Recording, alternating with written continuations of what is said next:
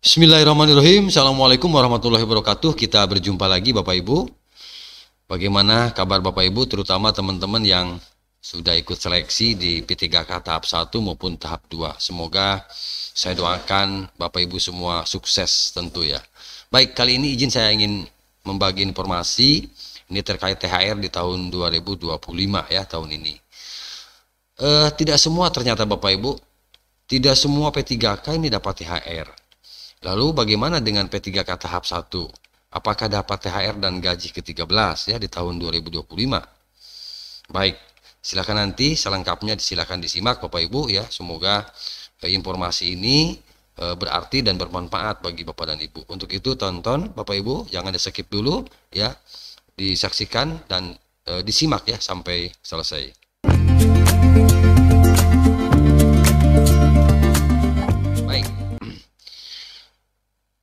Izin untuk membacakan Bapak Ibu informasinya. Ini informasi terkait pencairan tunjangan hari raya, THR dan gaji ke-13 untuk P3K di tahap 1.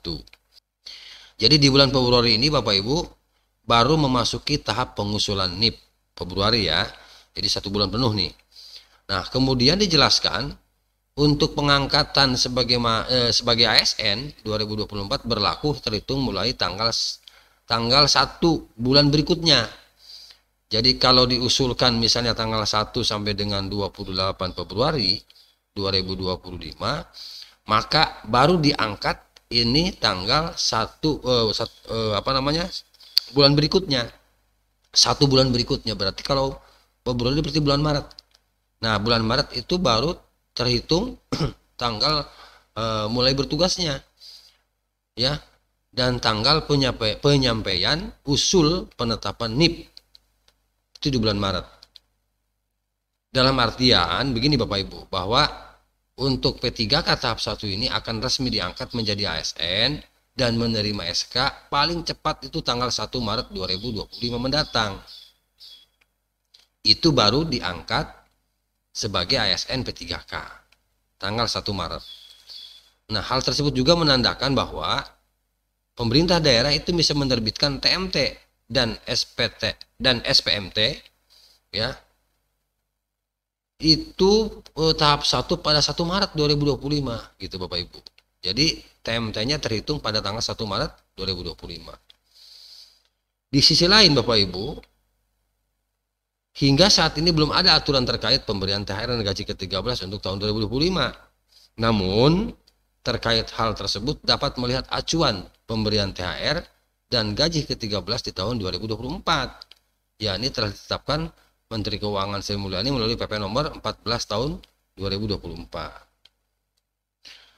Nah, dalam aturan tersebut Bapak Ibu disebutkan bahwa pemberian THR itu dilakukan berdasarkan gaji yang diterima pada 1 bulan sebelumnya. Gitu ya Bapak Ibu. Nah, sedangkan pada kalender 2025 diketahui Lebaran akan berlangsung di bulan Maret. Ya. Sehingga besaran THR akan ditentukan berdasarkan gaji bulan Februari. Jadi sementara bulan Februari itu baru pengusulan NIP, mengisi DRH. Belum diangkat, diangkatnya pada tanggal 1 Maret per 1 Maret 2025. Kalau disinkronkan dengan jadwal yang telah ditetapkan, maka P3K tahap 1 ini tidak berhak menerima THR karena paling cepat akan menerima gaji pada bulan Maret gitu ya. Beda kalau misalnya Januari sudah diangkat, sudah melaksanakan tugas, karena THR ini dibayarkannya 1 bulan sebelum Lebaran ditetapkannya bulan Februari. Kalau Lebaran di bulan Maret, maka Februari itu ditetapkan besaran gaji, itulah yang menjadi patokan bulan Februari untuk pembayaran THR. Sementara P3K tahap 1 bulan Maret baru diangkat. Nah, ini kesimpulannya belum dapat untuk THR ya, untuk P3K tahap 1. Itu ya. Nah, namun Bapak Ibu jangan khawatir di sini kata Menteri Keuangan, karena para P3K tahap 1 ini tetap akan menerima THR dari anggaran non ASN.